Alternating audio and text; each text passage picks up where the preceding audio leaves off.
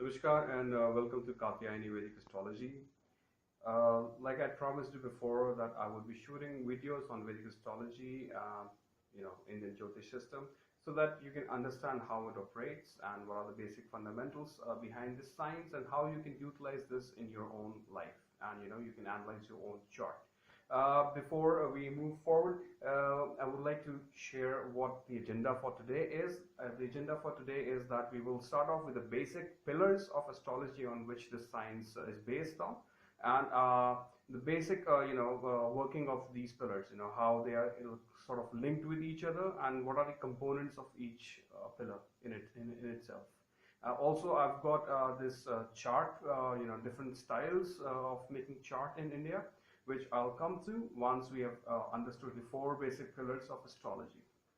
So, the four basic pillars of astrology on which the entire astrological system is based on are number one, planets, or known as grahas in Hindi.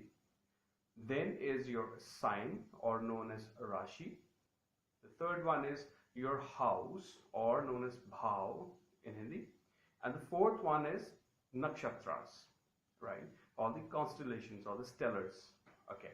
Now, the entire astrological system, whether it's Indian or whether it's Western, it is based on these four principles only, right? Now, some of the astrologers use certain things or give a weightage to certain things more compared to others. Like, for example, you will find astrologers who would be paying more attention on signs, zodiac signs, rather than paying attention on nakshatras, right? Because they consider it to be a more compact, source of information. Now, once we go into our learning, you will see how I operate. But for now, what we need to know is like, what are these planets? First of all, or grahas. So the first thing that you need to know is that there are 9 planets in the astrological system that we follow. Although there are 3 more planets, but we don't consider them.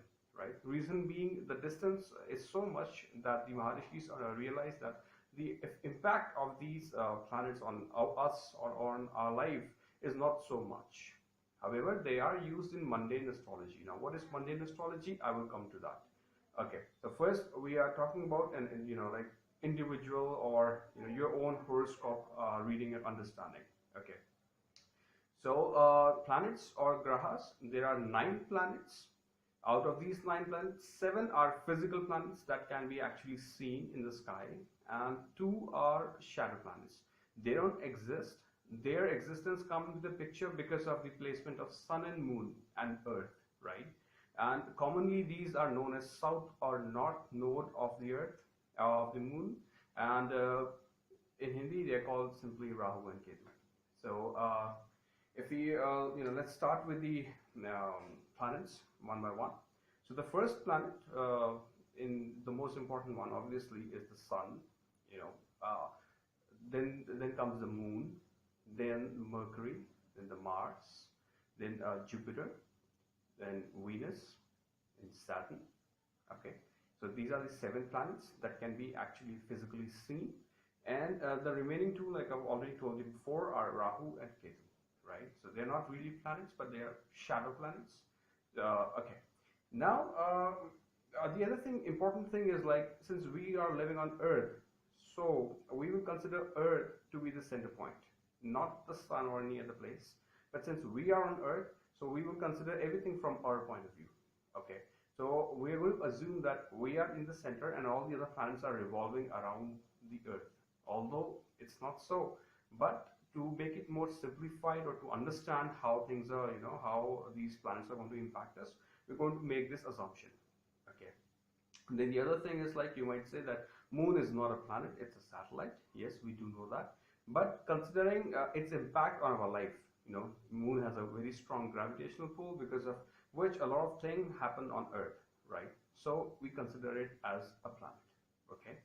And so these are the basic 9 planets based on which we're going to be operating. There is Neptune, there is Pluto, Uranus also, but we don't use them so much. We use them basically more for doing mundane astrology. Now, what is mundane astrology? It's a study of doing astrological study of collective things like or something which will have an impact on all of us, not individually but all of us collectively. Like for example, weather forecasting, earthquake, or any natural calamity, or something happening which is going to interfere with everybody's life, with a nation's life, with a particular area or something like that. So since we are focusing more on an individual astrology, so we're not going to these three planets, right? These three planets, some people often say that Indian Maharishis were probably not able to identify them. That's why they don't use it, because a lot of Western astrologers use them a lot. Now it's not so, because we had the Maharishis had already identified these planets. They were calling them by different names, Indra and all, but they were not using it because they realized that the impact is not so much. Okay, so then from grahas we move on to the signs, the zodiac signs. Now these signs are the same that you hear or you read in the newspaper. They're very common to all of us. We are not so unfamiliar with them. So there are 12 zodiac signs. So the entire zodiac, let's understand how it is. Like a zodiac is like an imaginary belt, okay, or like an imagine a circle around Earth, okay, and there are these. So a circle is of 360 degrees, right? So there are these 12 signs which have 30 degrees of space out of this entire 360 degrees of zodiac belt, okay. So these 12 planets, each will have 30. So 30 into 12 will come to 360 degrees. So that's how this complete zodiac belt is made up of. So the first sign or the Rashi that is there is called Aries or Mesha in Hindi or in Sanskrit. So Aries is Aries makes up the first from 0 to 30 degrees of the zodiac belt. Then the next sign which comes is known as Taurus or Vrishabha.